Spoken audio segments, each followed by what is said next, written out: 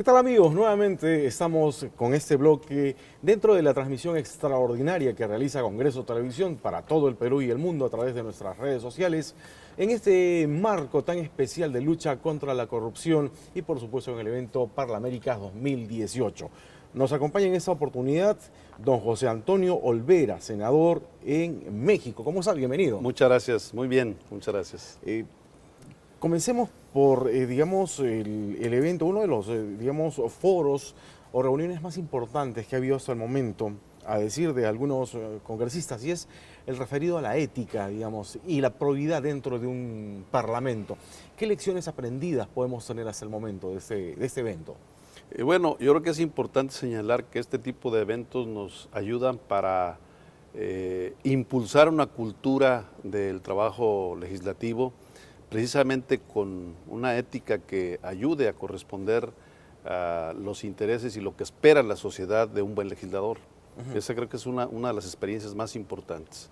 Ir enriqueciendo esa cultura del trabajo legislativo para honrar la representación que se nos ha brindado. ¿Cuál es el escollo más grande que tiene México ahora para luchar contra la corrupción? Bueno, México ha trabajado intensamente creando un sistema, el Sistema Nacional Anticorrupción, donde participa sectores importantes de la sociedad civil. Esto es para que la sociedad civil participe en este tipo de actividades y son ellos quienes eligen a quien dirige este sistema y participan también los órganos del sector público como la Procuraduría, el propio Poder Legislativo, pero participa la sociedad civil en este Sistema Nacional Anticorrupción. ¿Algunos casos sonados se ha podido producir e investigar, digamos, en los últimos meses? Bueno, Lo digo en el marco del escándalo Odebrecht, que simplemente sí. no ha acaparado, digamos, primeras planas y por supuesto, digamos, involucrado a varios países del continente. Sí, efectivamente, bueno, el tema no ha sido presentado ante las instancias correspondientes. En el momento en que ese asunto llegue a la Procuraduría tendrá que atenderse como la ley lo indica, ¿no? Entonces, en el momento en que eso suceda, yo tengo la certeza de que la Procuraduría, el fiscal, tendrá que actuar en consecuencia. En otros aspectos, digamos, dentro de Parlaméricas 2018, ¿qué otros aspectos, digamos, qué otros puntos le han llamado la atención? Porque de hecho es un foro en el que se recogen experiencias, testimonios, realidades que se pueden, digamos, plasmar en sus propios países.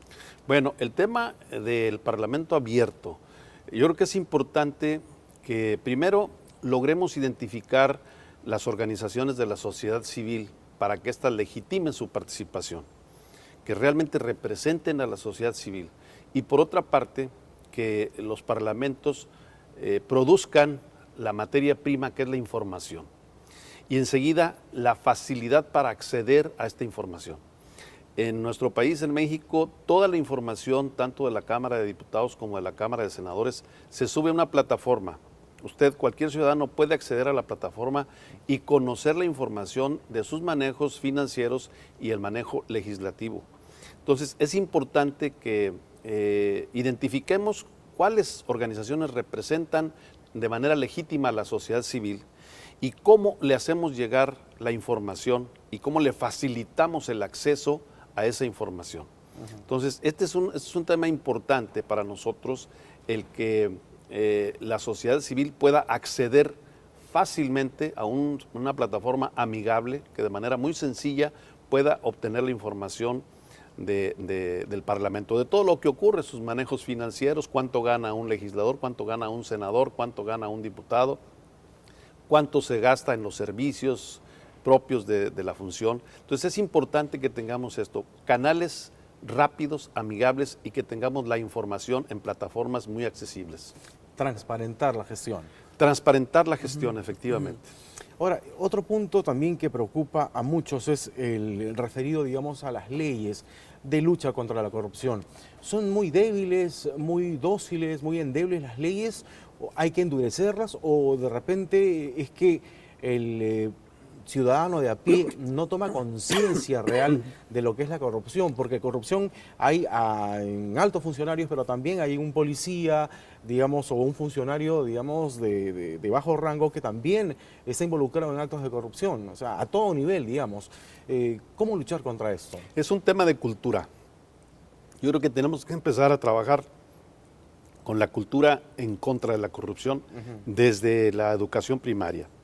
Entonces, ese es un asunto. Y el otro es el marco jurídico.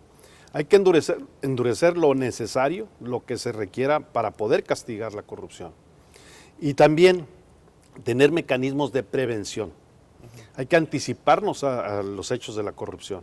Y en esto tenemos que también reconocer que se involucre a todos los sectores de la población. No tan solo a quien está en el gobierno, sino también a la iniciativa privada.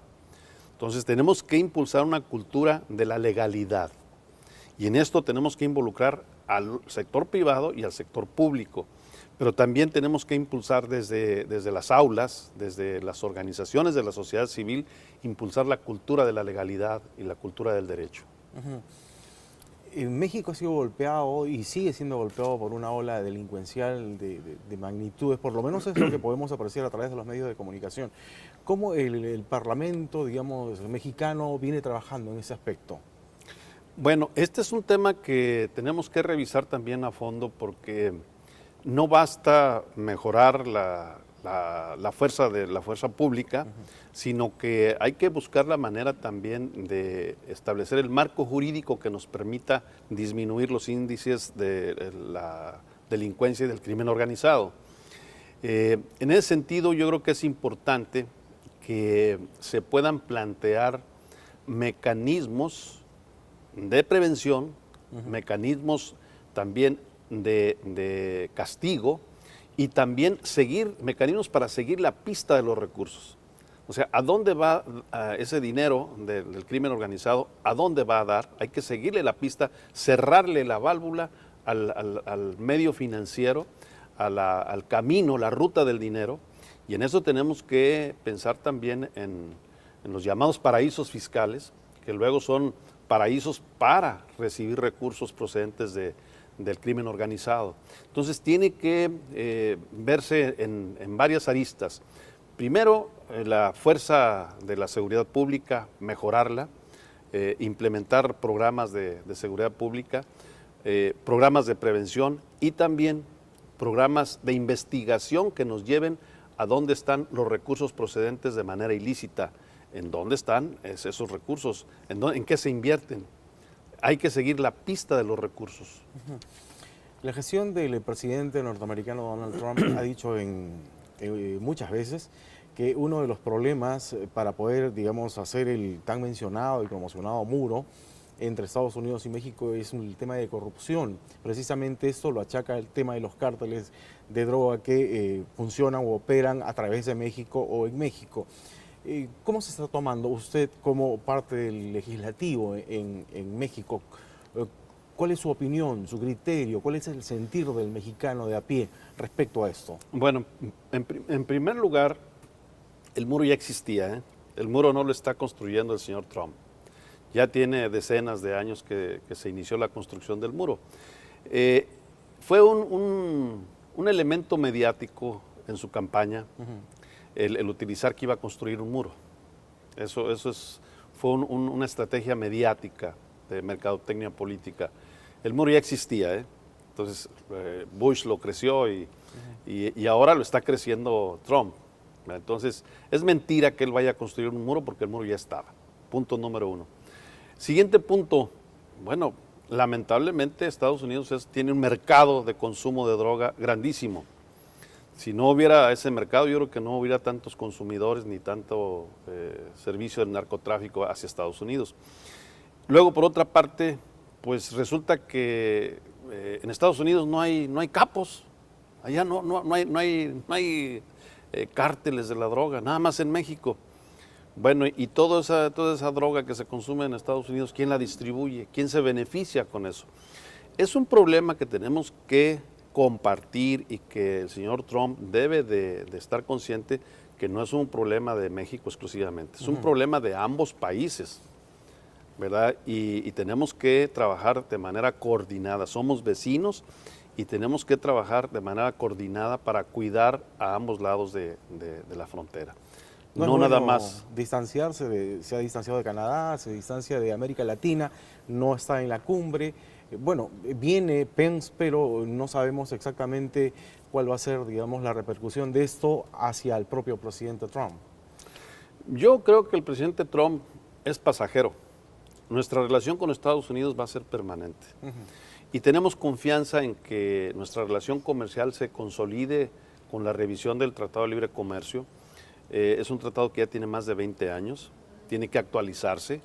Eso sí, tenemos que actualizarlo, pero no creo yo que se pueda cortar de tajo esa relación comercial.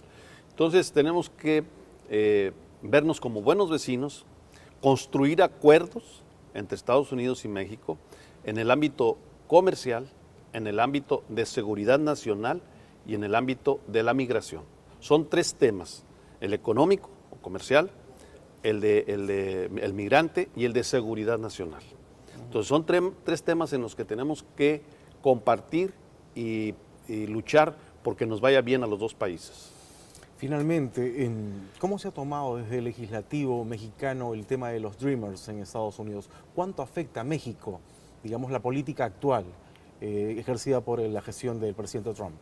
Quiero decirle que si hacemos caso a las estadísticas, ha bajado el número de deportados durante el trayecto del gobierno del señor Trump.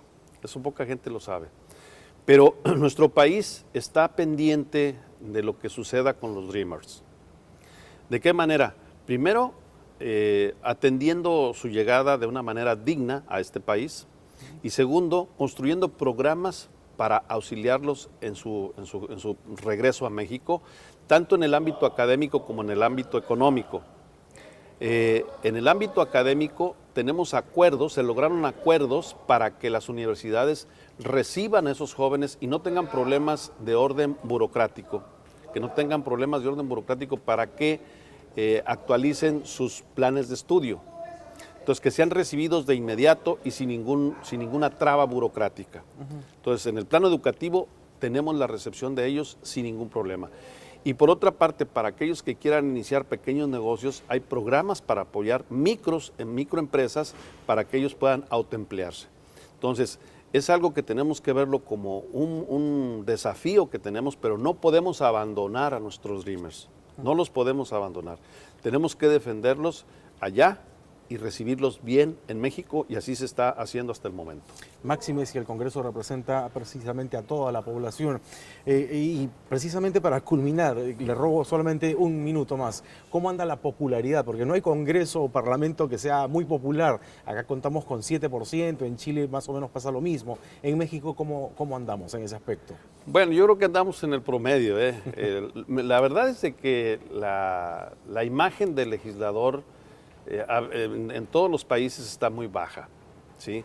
Yo creo que parte del trabajo que tenemos que hacer es dignificar el trabajo, no tan solo del legislador, el trabajo de quienes nos dedicamos profesionalmente a la política.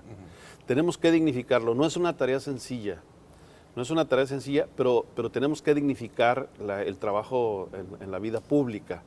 Y eso se gana primero generando una percepción de confianza y actuando con honestidad y actuando con mucha precisión y con mucha entrega y con mucha vocación.